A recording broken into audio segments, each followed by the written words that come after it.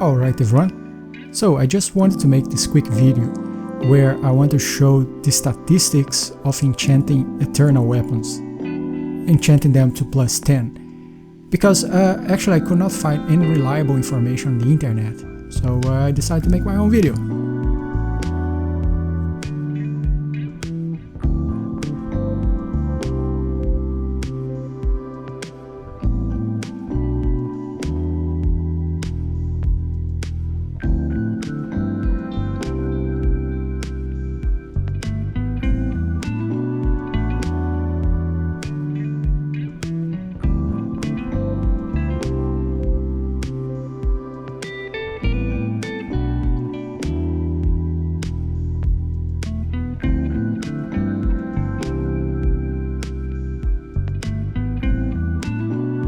Here on the screen you can see different stones and what is the success rate if you try to enchant a Padma weapon. From here you can see that if you increase the stone level by 1, that gives you 1.5% of chance more of enchanting the weapon.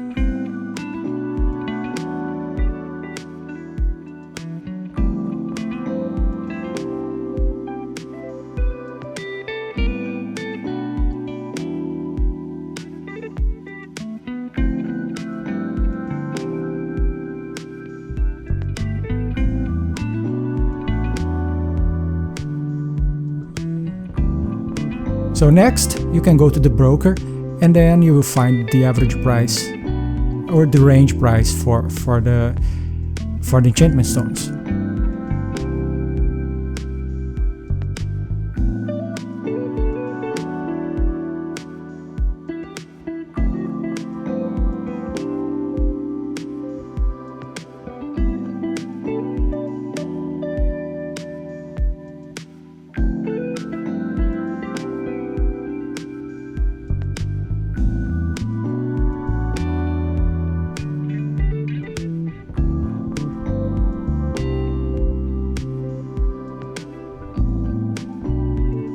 And next, we need to simulate the enchantment stones, how the enchantment works.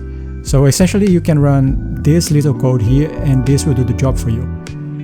If you look at this function here, it tells you you keep your enchantment level below than 10, right? And then using one stone, you create a random number. And if this random number is smaller than the percentage, let's say 75%, then your enchantment goes up by 1, otherwise it goes down by 1 if it fails. And if it cannot reach below 0, so if it gets below 0, make it 0, and then add a new stone, and then the loop goes on until you reach level 10. So I will do it repeating 5,000 times for good statistics, and then take the average of those 5,000 times, so I know how many stones on average I need. And after that I repeat the same experiment another 5 times just to get a bit of more statistics out of it. So it's a very large number statistics we are dealing with here. So the results will be something like this. You can see for each one of the level you have the number of stones that you need to get it to +10. So for example, if you use level 100, that needs 18 stones. If you use level 95, that will be 21 more or less, and 89 should be 31 stones. And this is, of course, on average, right? And it's a large number average. It can happen that once you try to run a single experiment, you may need way more stones, but on average this is the behavior you should expect.